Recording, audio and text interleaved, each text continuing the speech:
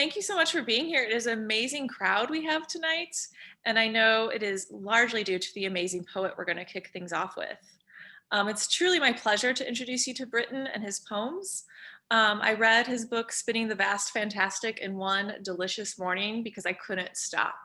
The poems filled the coldness that I think the pandemic has left us with, this feeling of isolation, this feeling of exhaustion, because these poems are full of life and its richness and gratitude. So you are in for a treat tonight.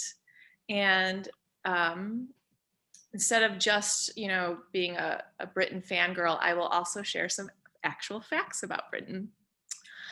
Britton Shurley is the author of the chapbook Spinning the Vast Fantastic, and his poetry has appeared in such journals as Southern Humanities Review, Hampton Sydney Poetry Review, and Southern Indiana Review. He is the recipient of an Emerging Artist Award from the Kentucky Arts Council in both 2011 and 2016, and he is an associate professor of English at West Kentucky Community and Technical College, where he edits Exit 7, a journal of literature and art, with his wife, the poet Amelia Martins. They live in Paducah, Kentucky with their daughters and curate the Rivertown Reading Series, which is an excellent series that I recommend if you're ever in Paducah. Thank you so much for being here tonight, Britton. The floor, as they say, is yours. Awesome, thank you so much. First off, thank you, Amy and Corey, for having me tonight. This is actually the first reading I've done since the chapbook came out, so y'all bear with me. You're my first rodeo here. I'm really excited again. Amy showed you a picture of this book, Spinning the Vast Fantastic. It just came out with Bull City Press on Groundhog's Day, February 2nd. So I'm excited to be doing some readings. I'll read about 5 poems for y'all tonight, and then I'm excited to hear what the open mic has to hold. So, when I was trying to pick out what to read tonight, it is Valentine's Day. So I was like, all right, well, let me make my Valentine's Day, love poem mixtape, since everybody so far seems old enough to know the mixtape versus a playlist. Each poem tonight, I think in some way is some weird form of a love poem in a weird sense. So this first one is actually an abecedarian. And if you don't know what that is, that's a poem in which each line of the poem begins with the letter of the alphabet from A to Z. And I had written one of those that didn't quite make it into this collection.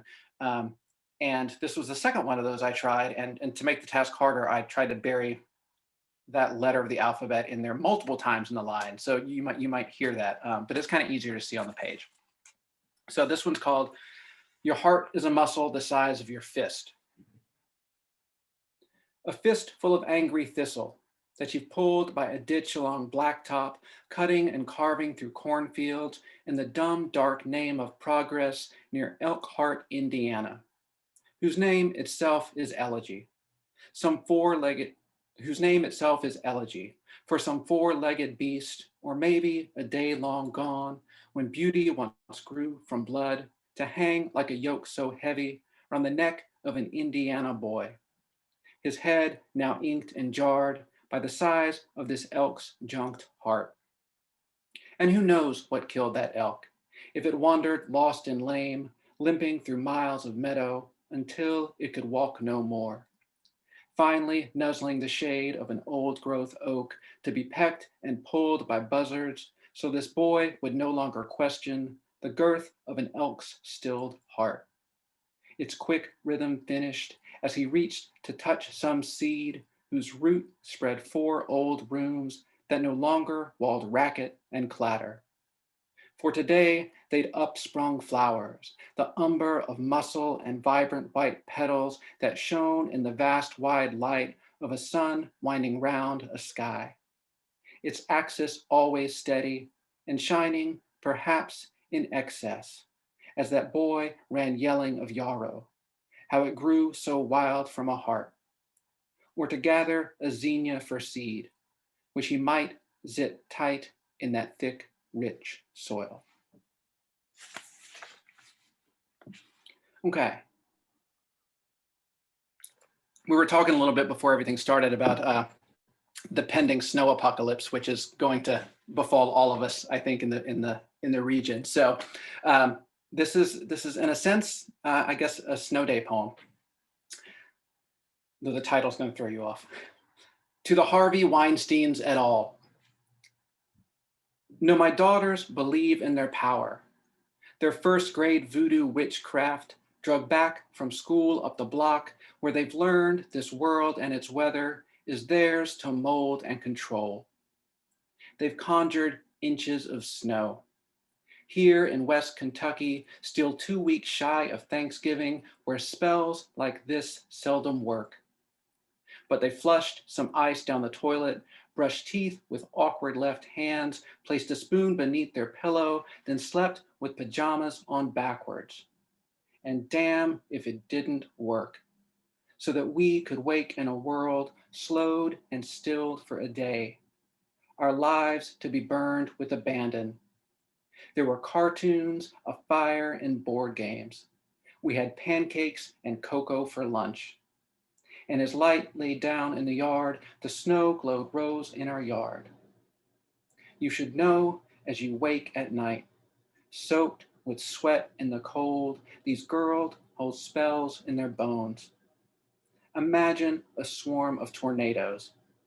Think of all those tender places lightning bolts could strike. Okay, this next one's pretty self-explanatory. Hymn to sixth and whatever. Where the dishwater gray of a day got turned to rhubarb wine. When this girl, just skin and bones, upturned an empty crate and set 2 spoons to singing. Her knuckle tucked loose between 2 tarnished necks as the heels of those bowls began dancing. From hand to thigh to knee, this claptrap ruckus of rhythm, this rumpus of metal and flesh, calling crowds of awestruck strangers like an old-time tent revival. This herd turned true believers that had to tap their feet, to add soft shimmy to hips, to grab a honey's hand and twirl them round just once or twice. But isn't that how magic happens? A little something spun from nothing. How a girl with spoons and a box can twist us tight like tops, then set a whole street corner spinning.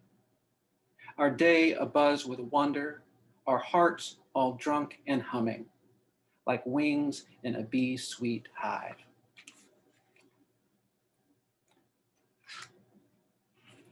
Okay, this second to last poem here, just a little explaining on this one. So this poem really kind of imagines this event that happened in 1945, where this farmer was going to cook some chicken, and he cut the head off this chicken, and miraculously this chicken without a head lived for another 18 months.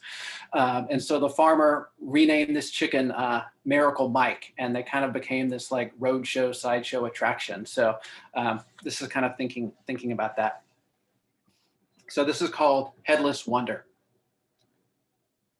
Let's say a farmer loves his wife, that his wife in turn loves her mother, and this mother has always loved the slow roasted neck of chicken. Let's say she's coming for dinner. So this farmer walks his field, picks a fat-necked bird, and brings the axe blade down, plumb missing the bird's main vein and the fruit of most its brain. Let's say this bird runs around, as headless birds will do, but later it settles down. Say it pecks the dust with its stump, tries to preen its blood-specked feathers, then crows this throaty song that swells deep down from his gut. Say the farmer leaves it be, but come morning, that bird's asleep. His head that no longer is, tucked soft beneath one dark wing, like the earth and its axis was steady. Say the farmer now feels how it wobbles, that he gives that bird a name and feeds it for months to come, dropping water and bits of cornmeal down the throat of a bird crying out like a cord-wrenched ragged hymn. This body that held its hunger, this ghost that refused its call. All right, so before I get to this last poem, I do want to give a shout out to Bull City Press, who made this beautiful book. Ross White and Noah Stetzer there have really been supportive throughout this whole process. And they really wanted this book to come out during the pandemic, or it was set to come out during the pandemic. And they really wanted to figure out the way to kind of get this in people's hands. So they did this really unique thing of having a pay what you want model to purchase the book. So if you go to Bull City's website, you can actually get this book for free if you are strapped for cash during these times. If you have some extra money to throw their way, please help support a good independent press. But they really have been, no pun intended, fantastic to work with. So please check out their whole catalog. They've got some other great authors that I'm really proud to be part of their list. So this final poem is Sharing a Fifth of Bourbon with a Friend Who Fears What Follows.